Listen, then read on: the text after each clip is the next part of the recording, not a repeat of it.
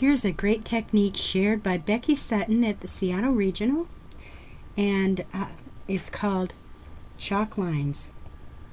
I'm going to take a stamping sponge and twist it in our chalk palette.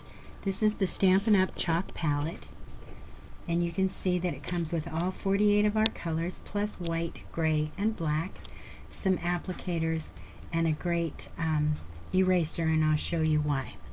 Now, I'm just going to twist in the Regal Rose chalk and bring it over to my card, and I'm just going to scumble the color all over in different splotchy areas.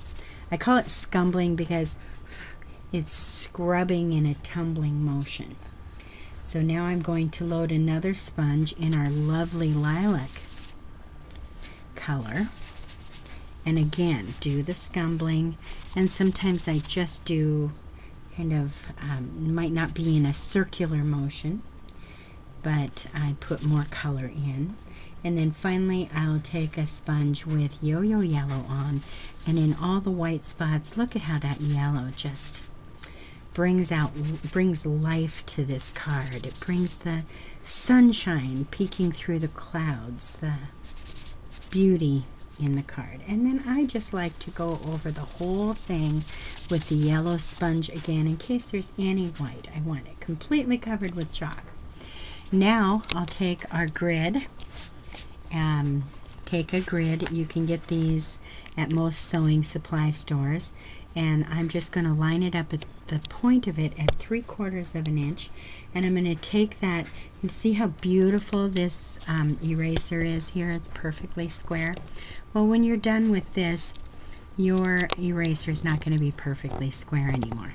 You're just going to take and erase, because our pastels are great about